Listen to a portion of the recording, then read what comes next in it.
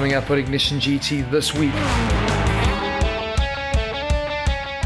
I take the Lamborghini Huracan Performante on an epic 1,600 kilometer road trip through Europe. The Mazda 3 arrives in South Africa and we bring you our first impressions. Hatch looks amazing. The black and the red interior, to die for. It really got the media talking, and not in a good way when it first launched. Will it be good news for the new Datsun Go Plus and the In the Garage team?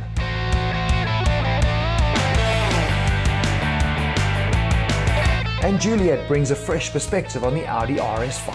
Ho and a he and a ho ho. He and a ho and a ow and a ho and a ow. Oh, flip.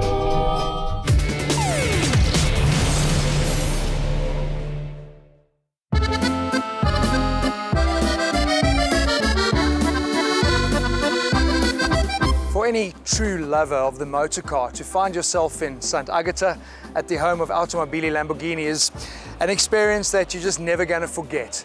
And it's an experience that I'm really excited to share with you over the next 2 weeks.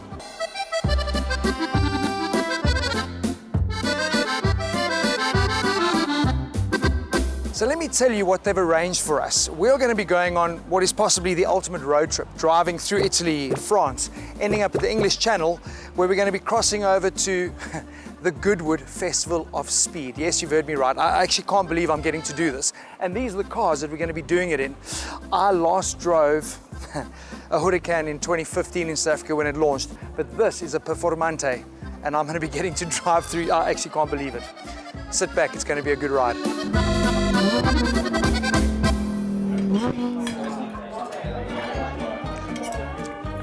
I think I was born Italian, because you know what I love about these people? Not only do they make the most incredible cars, but food, and enjoying food and taking time to celebrate life is such a critical part of it. Yeah, we've got these amazing cars. We're meant to be going on a road trip, but what are we doing? First, we're feeding ourselves and our souls.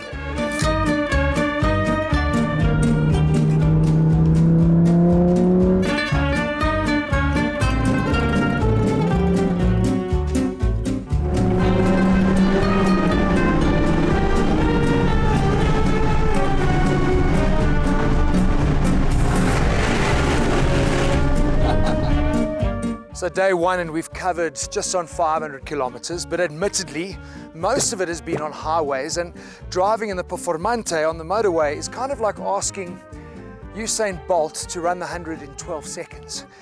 And then we found this piece of road.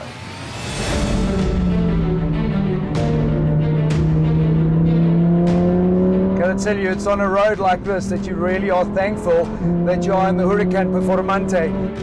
These are tight switchbacks. It's just incredible how true the front end turn is. It's mind-blowing.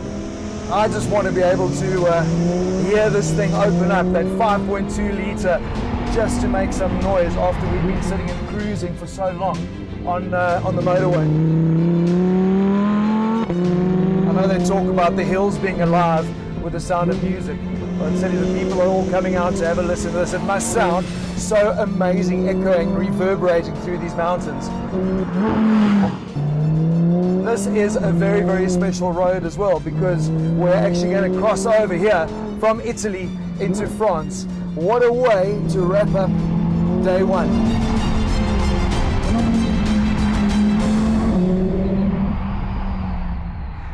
Feeling strangely emotional. It's been an incredible day. You know, just before we found this piece of road, we crossed through the Mont Blanc tunnel. It was like we were making an opera with the sound of the Lamborghinis, just unbelievable. And then you get to a road like this. It is so dramatically beautiful in such a dramatic car as well. It leaves you feeling on top of the world. What a way to end day one.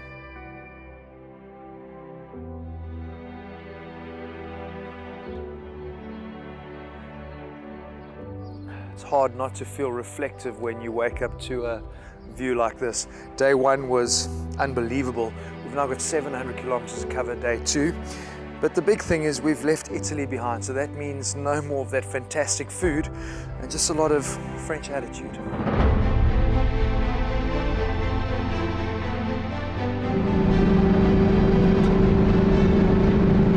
you're getting old when the voice of reason screams louder than that of reckless abandon.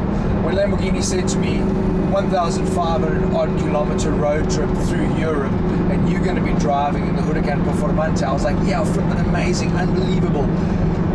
And then 600 kilometers in, and you start thinking, that Urus would be really comfortable around about now. Adaptive cruise control, massaging seats, heaven. But let's just be a little bit fair and give credit to just how far supercars have come in their evolution. I think if you consider doing this trip many years back in a Countach, it'd be like the equivalent of climbing Everest. It'd be that much of a mission. But let me tell you something. I never thought that I would ever be complaining about the sound of a 5.2 litre V10. It's glorious, right?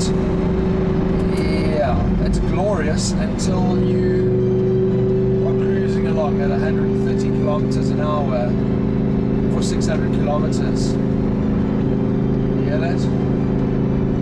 It's like someone's drilling in your head. But amazing. Put it into Strada. Listen to the difference. It's incredible.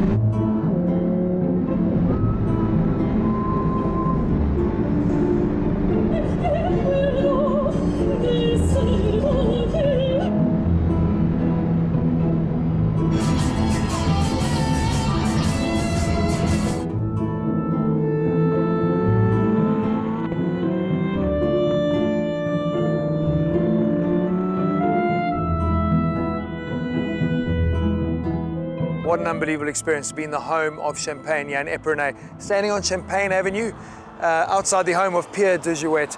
It was so incredible to walk through those cellars. I mean, we're talking going back 1811, looking at bottles from 1825, the two oldest bottles of champagne left in the world. It really is easy to draw parallels between the craftsmanship that goes into creating a vintage champagne and a supercar like Lamborghini. You can't hurry it. It's works of art, it's attention to detail, it's a real passion and love for what you do. What an unbelievable experience.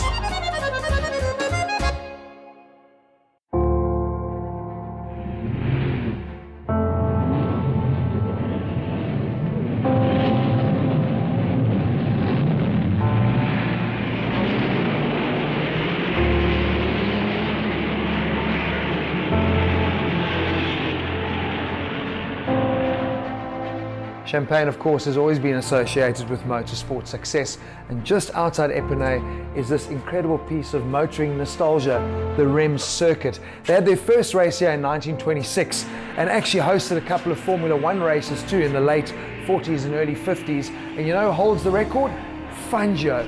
Now, because we are in a track-focused Huracan Performante, it seems like a good place to put it to the test.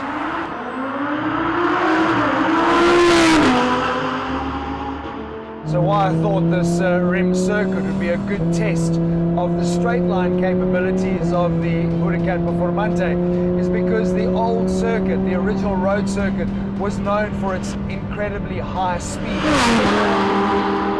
Now, this is probably really directly competing against the 600 LT from McLaren, which we drove earlier this year, because it's also track focus, also 0 to 102.9 seconds, but the delivery is obviously so different because there you're sitting with a twin turbo in a smaller engine, which the obvious soundtrack, yes, wow, this sounds incredible, but it's also how the power is delivered. It is happy to rev, it comes alive, and it makes it a lot easier to set up the car off the throttle, keeping it in that gear. But this acceleration is incredible.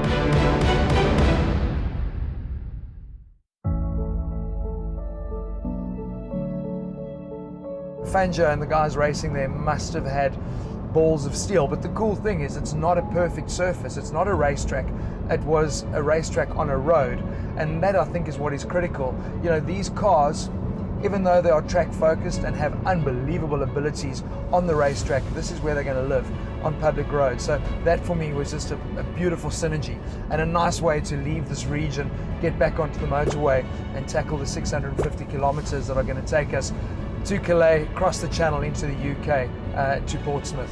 Fantastic.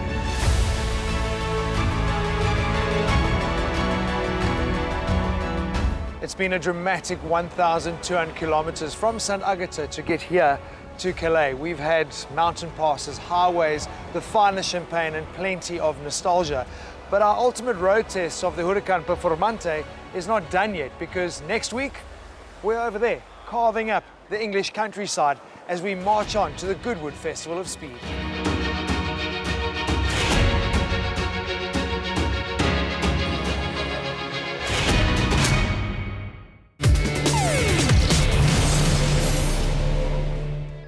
Coming up after the break, Zipporah gives us her first impressions from the launch of the new Mazda 3.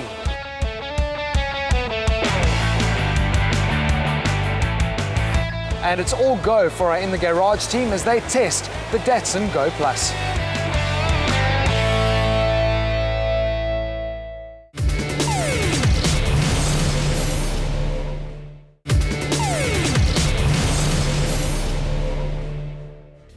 From the Champagne region in France back to South Africa, where Mazda are hoping there'll be a lot to celebrate with the launch of their new 3.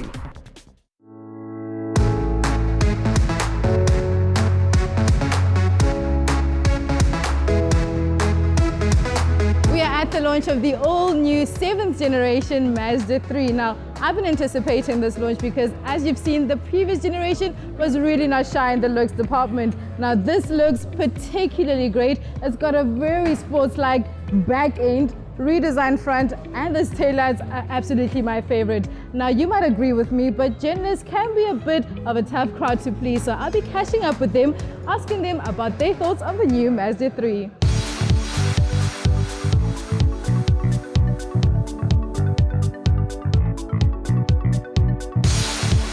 Is in the metal, no creases, no curves, it just flows. That's the first thing that's basically, stands out. The design's progressed, I think, and that's what you want from a new generation. Yes, the front, okay, still very Mazda-ish, still got that whole shock approach, which is fantastic, but from the rear, it really does look quite different.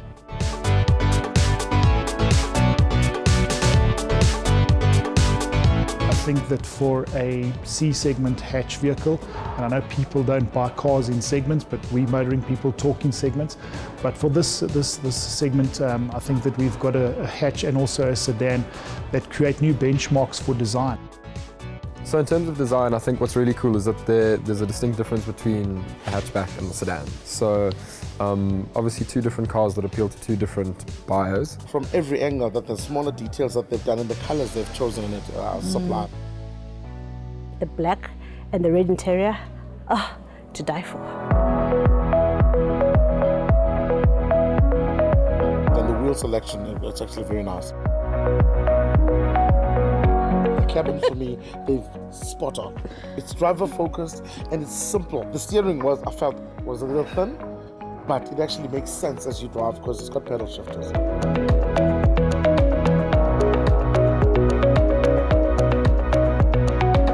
I know we keep saying this with Mazda, it would be great if there were turbocharged engines. There's a 1.5 that they've launched now. Apparently it's a new engine. Sky Active technology with 88 kilowatts and I think just under 200 millimeters of torque. Ooh, okay, the drive is adequate. I've never been really excited about the power, the performance. Just wish the engines had a little bit more kick. Just a little bit more kick. We're not going to use that as a getaway car, let's just put it that way. Okay. Overall, if you consider what the car is going to be used for, it's lovely to drive. The 2 litre is obviously the one to go for if you want that little bit of extra oomph.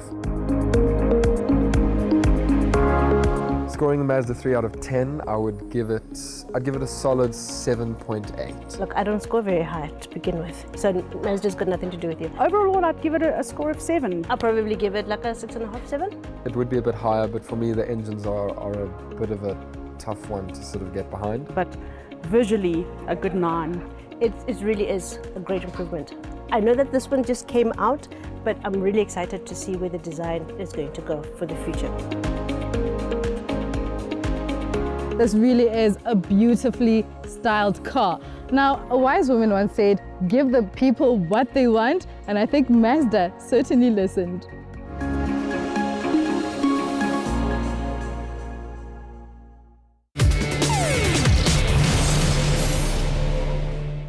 The CX-3 and 5 are of course great products and really liked by the SA consumers, and it seems like that trend is set to continue with the Mazda 3. It's time now to head into the garage and find out what our team think of the much improved Datsun Go Plus.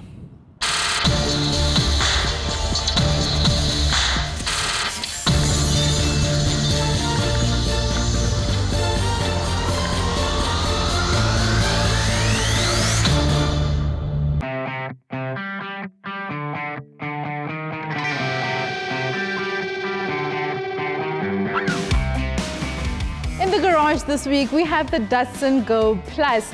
Now admittedly it is quite hard talking about a car's stylistic features when it really was not meant to be stylish. But it isn't all bad actually. It comes fitted with 14-inch alloy wheels, and up front here you get a prominent Datsun nose with some chrome finishes.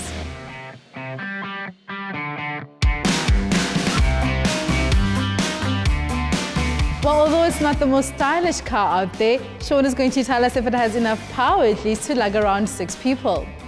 Well, under the bonnet we have the familiar 1.2-litre naturally aspirated engine that produces 50 kilowatts and 104 newton meters.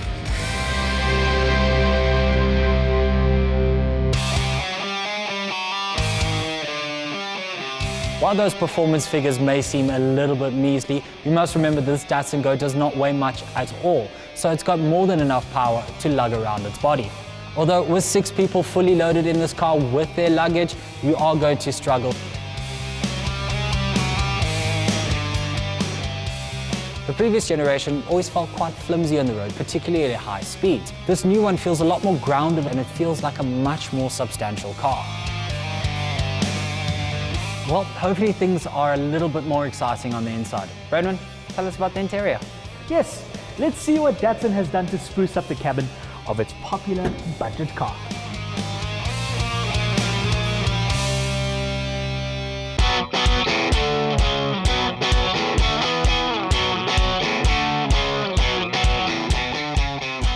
Now the lovebirds are going to be disappointed to find that there is no longer a bench seat. But since this is the Plus version, you do get 2 little extra seats in the back, or 2 little ones that might have emerged from the intimacy of said bench seating in the old car.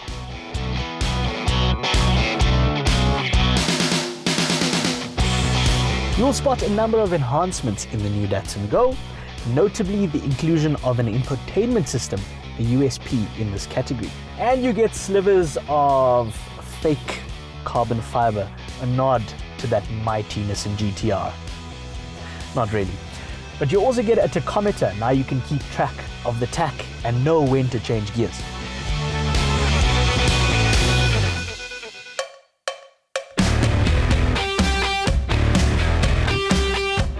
You know, I quite like the way the Datsun Go looks, particularly in this Plus variant with its extra length. I really don't have too much to say about this exterior. It looks like an Asian spec vehicle, and you can deduce what you want from that.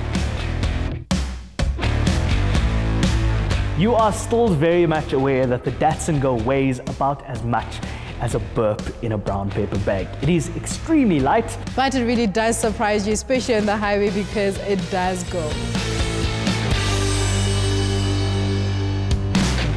Based on its predecessor, I'm definitely more excited about the reworked interior in this one. The highlight of the interior is certainly that infotainment system. And thankfully, you now get a normal handbrake. As our market shifts towards more budget-orientated vehicles like the Datsun Go, you will certainly have a plethora of options to choose from. While the 2019 Datsun Go is an improvement over its predecessor, I still cannot recommend it because of its well-documented structural deficiencies.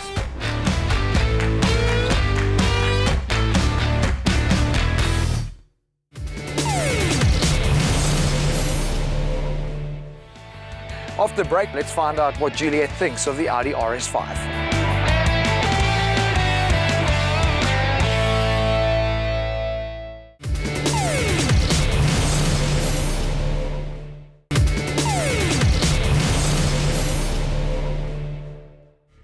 It's an Audi, it's an RS, so that sounds good to me already, but what is Juliet going to think of the RS5?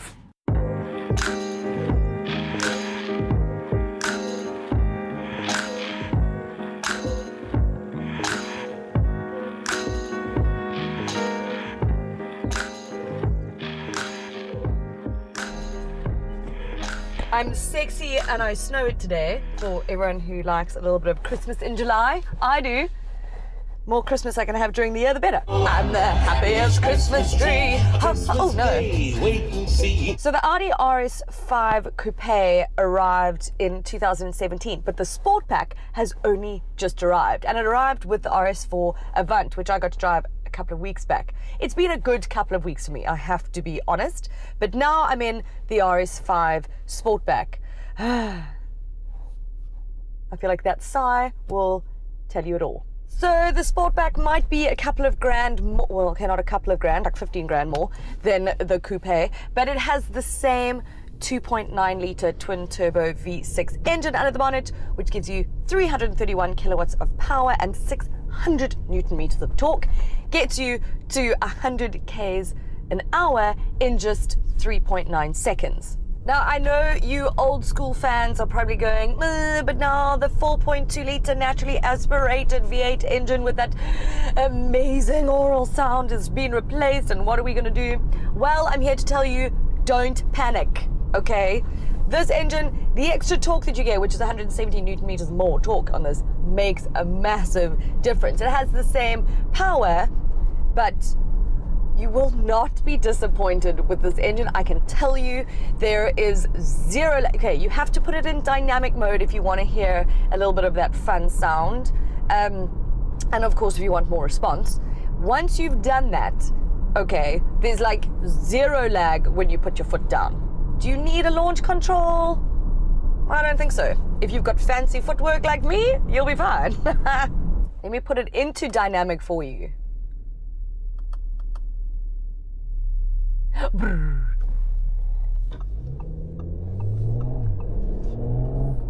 Okay, it just gets better, but I'm on a 60k per hour zone here. Okay. My little bit of advice to other drivers out there at the moment is use your indicators. I mean, it seems obvious, doesn't it? It seems obvious, but apparently some people feel that there are optional extras. So, and especially if you're in a circle, okay, a traffic circle. I need to know what you're doing, people. I need to know that anyway. I need to know if you're going left or right. It helps me not crash into you, okay? But it's not just performance we're after with a car like this, okay? We like the practical side. I love practicality, we know that. It's got a 480 litre boot at the back there, and these seats are just so beautiful. And it's spacious enough, I mean, it's fine at the back. It's not terrible. And it's got all the bells and whistles, you know. You've got Audi's virtual cockpit here with the sort of RS5 specific graphics, which looks amazing. If you want the extras that this test unit has, like heated seats or a sunroof or dual zone climate control or a wireless charger, you're gonna have to pay more than the 1.3 million rand that you will be spending already in this car, or for this car, okay? So, I mean, the question is, would you get this? Would you get a BMW M3, M4? Would you get a Mercedes-Benz C63? Okay, this is not as mean, maybe, as grunty as those that I just mentioned. But this, for me, is more like your everyday car, that you can turn it from a sort of comfortable cruiser and then into like a little mean machine, okay? Which, for me, is ideal. But even so, I think I would rather spend a smidge less, and it's a smidge, and probably get the RS4 Avant. I know you guys hate station wagons. I judge you for that. But I just think that this, I mean, it's practical enough, so depending on your lifestyle needs. But for me, the RS4 Avant would be the better one. I love an estate, and especially one with a mean engine underneath it. Can't go wrong, really. Can't. Ultimately, obviously, the choice is yours.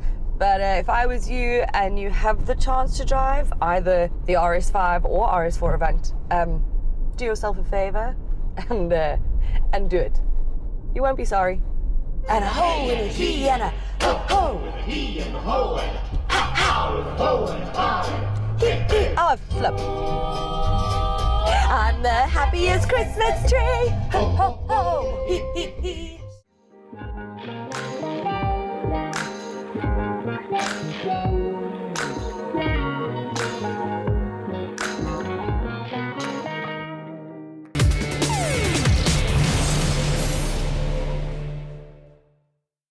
I learnt a new expression from the French on this road trip called Belle Époque, which means a good period or good times. I wish you that until I see you next week. Next week on Ignition GT, we take a look at which have been the biggest selling cars so far in 2019. Well, we just brought you the local motoring media's impressions on the new Mazda 3. Now it's our turn for an in-depth review. It scooped the title of World Car of the Year, but can the Jaguar I-Pace receive top honours from our In the Garage team? And our epic Lamborghini Performante test drive culminates at the Goodwood Festival of Speed.